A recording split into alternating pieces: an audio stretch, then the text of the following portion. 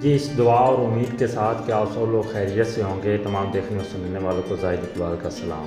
जी नाज़रीन, आज जैसा कि आपको पता है कि पाकिस्तान में टिकटॉक पे मुकम्मल पाबंदी लग चुकी है, यानी कि अब ये कोशिश की जा रही है कि ये हमेशा हमेशा के लिए बंद की जाए। इसकी क्या वजह है कि ये क्यों हमेशा के लिए बंद की जाए? क्योंकि आपने देखा होगा इससे पहले भी टिकटॉक को कुछ देर के लिए आर्जी तौर पर बंद किया गया है, और इसमें जो रीज़न बताई जाती है वो यही है कि ये फहाशी फैला रही है या इस तरह के काम कर रही है। ये एक मेन स्टोन लाजमी है, इससे फहाशी तो फैल रही है, लेकिन आज जो फ़ैसला अभी चल रहा है पाकिस्तान में टिकटॉक को हमेशा के लिए बंद करने के हवाले से, इसके पीछे रीज़न क्या है?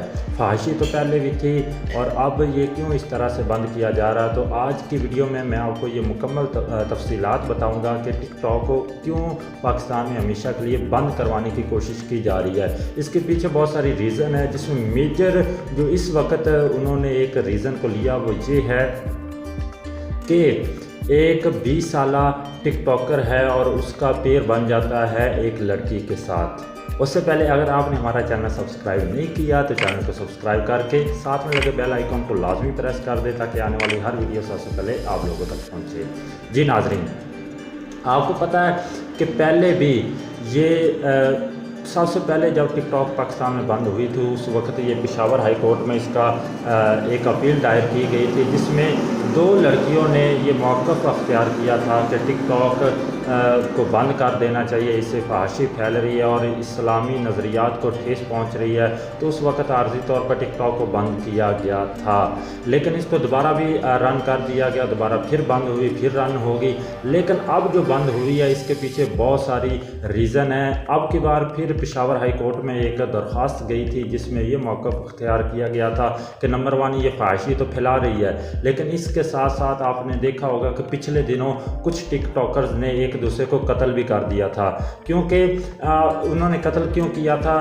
देखें, हालांकि इस्लाम में इस चीज़ की कोई गुंजाइश नहीं है। इस्लाम ने इन चीज़ों से मना किया, हसद, कीना, बुग़्ज़ और इस तरह की चीज़ों से मना किया। लेकिन जब किसी भी टिकटॉकर के फॉलोअर्स बढ़ते हैं तो जिनके फॉलोअर्स नहीं बढ़ रहे होते वो कोशिश करते हैं, जब नहीं बढ़ते तो वो जब उनसे जेलस होते हैं जो बड़े टिकटॉकर होते हैं तो उसके ख़िलाफ़ प्रोपेगेंडा शुरू कर देते हैं या एक दूसरे को मरने मराने पर भी तुल जाते। तो इस तरह से हाल ही में चंद टिकटॉकर्स ने एक दूसरे को कत्ल किया, इससे पहले भी किया था।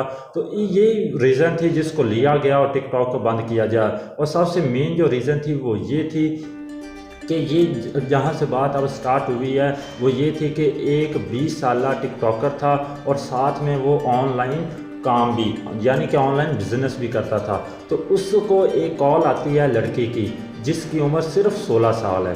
देखिए, लड़के की उम्र सिर्फ 20 साल है, वो भी इतना बाशऊर नहीं है, लेकिन लड़की की कॉल आती है, वो 16 साल की होती है, वो भी टिकटॉकर होती है। वो उसको फ़ोन करती है और कहती है कि मैं आपकी फ़ैन हूँ, मैं आपको फॉलो करती हूँ और मैं आपके साथ टिकटॉक बनाना चाहती हूँ। तो लड़के ने हामी भर ली, उसने कहा ठीक है, आप मेरे साथ टिकटॉक बनाएं, मैं आपके साथ बनाऊंगा और मैं ऑनलाइन बिज़नेस भी करता हूँ, तो आप मेरे साथ पार्टनर हो जाएं, क्योंकि मुझे ऑनलाइन बिज़नेस को करने के लिए, पेज को रन करने के लिए कुछ लड़कियों की ज़रूरत है। तो लड़की ने हामी भर ली। तो इस तरह से वो एक पेज भी ऑनलाइन रन कर रहे थे, बिज़नेस कर रहे थे और साथ में टिकटॉक भी बना रहे थे। लेकिन जब ये सारे मामलात हो रहे थे तो उस वक्त ना लड़की वालों के घर पर जूं तक कान पे जूं तक रेंगी और ना ही लड़के के। तो जब इनकी कुर्बतें बड़ी, ज़ाहिर सी बात है कि इस्लाम हमें बताता है कि जब भी एक लड़का और लड़की होते हैं 2, तो उस वक्त तीसरा जो वहाँ पे मौजूद होता है वो शैतान होता है। तो इस तरह से जब इनकी कुर्बतें बढ़ी तो इनके दरमियान ताल्लुकात कायम हो गए। जब ताल्लुकात कायम हुए तो लड़की ने लड़के को ये बोला कि अब आप मुझसे शादी करो। यहाँ पे एक क्रेडिट तो लड़के को जाता है, क्योंकि लड़के ने हामी भर ली थी कि ठीक है, मैं तुम्हारे साथ शादी करने के लिए राज़ी हूँ। जब उसने राज़ीनामा बताया तो लड़के ने अपने घर वालों को बता दिया कि मैं फ़लाँ लड़की से शादी करने के लिए राज़ी हूँ। तो लड़के ने जब अपने घर वालों से कहा कि मैं फ़लाँ लड़की से शादी करना चाहता हूँ, तो उसने उस लड़की को मतलब कि बताया कि मैं अपने घर वालों को तुम्हारे घर अपने रिश्ते के लिए भेज रहा हूँ। तो पता चला तो उन्होंने साफ इनकार कर दिया कि हम इस लड़की के साथ तुम्हारी शादी नहीं कर सकते। जब बहुत ज़्यादा इंसिस्ट किया गया तो उसके बावजूद भी लड़के के घर वालों ने नहीं माना। तो इस पर जब लड़की को पता चला तो लड़की ने कहा चलो ठीक है, ना तो मैं अब आपके साथ ऑनलाइन बिजनेस करूँगी और ना ही टिकटॉक बनाऊँगी। जब यहाँ तक बात पहुँची तो लड़का ज़ाहिर सी बात चाहता था कि लड़की के साथ शादी हो जाए, तो शादी नहीं हुई। तो लड़के ने क्या किया कि एक ही दफ़ा 50 नींद की गोलियां खाकर और अपने गले में एक रस्सी लटकाकर घर के एक कमरे में छत के साथ अपने आप को लटका दिया। जब ये मामला हुआ तो घर वाले बेखबर थे, उन्हें नहीं पता चला। जब कुछ देर के लिए उनका बेटा आया तो उसके भाई ने क्या किया कि उन्होंने पुलिस थाने में जाकर एक रिपोर्ट दर्ज करवाई कि उनका भाई जो है वो अगवा हो चुका है या वो मिल नहीं रहा। जब बहुत ज़्यादा उन्होंने इन्वेस्टिगेट किया पुलिस वालों ने तो नहीं मिला, और उन्हें जब पता चला कि उनके ही घर के अंदर एक कमरे में उसके भाई की लटकी हुई एक लाश मिली है।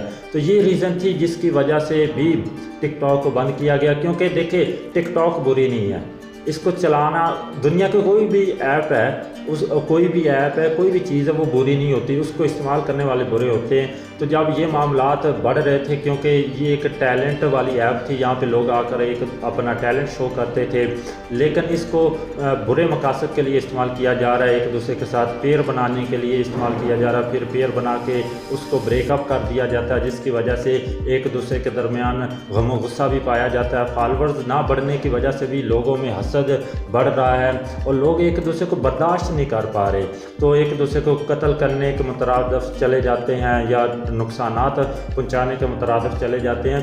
तो यही वजह थी जिसकी वजह से टिकटॉक को बंद किया गया। और यहाँ पे एक और बात मैं बताता चलूँ, जब ये समाअत हो रही थी पेशावर हाई कोर्ट में, तो जज साहब ने ये पूछा था कि ऐसा क्यों नहीं मैकेनिज़्म तैयार किया जाता कि ये चीज़ें पैदा ही ना हो, फाहिशी पैदा ही ना हो या इस तरह के वाक़यात ना पैदा हो। तो इस पर PTA ने बताया था कि हमने मुतअद्दिद बार इसको ये ख़त लिखा है कि आप कोई इस तरह का रूल एंड रेगुलेशन तैयार करें जिस पर रहते हुए आप अपने आप को रन करें, लेकिन उन्होंने कोई भी ख़ास रिस्पॉन्स नहीं दिया।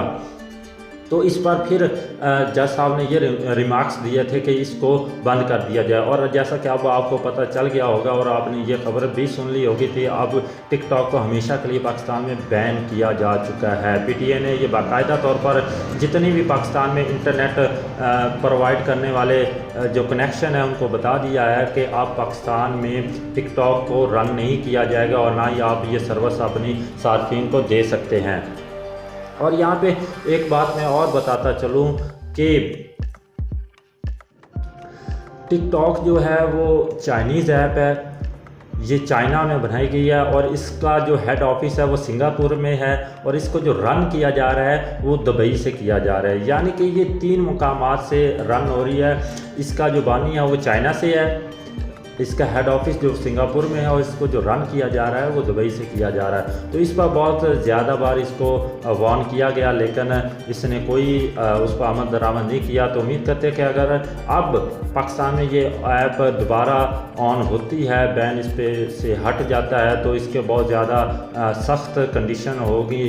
तो उम्मीद करते हैं कि आपको वीडियो अच्छी लगी होगी। वीडियो अच्छी लगी तो इसको लाइक कर दें, चैनल को सब्सक्राइब करके साथ में लगे बेल आइकन लाजमी प्रेस कर दें ताकि आने वाली हर वीडियो सबसे पहले आप लोगों तक पहुंचे। तो मिलता है किसी नई वीडियो में नए टॉपिक के साथ, तब तक के लिए अल्लाह हाफिज़।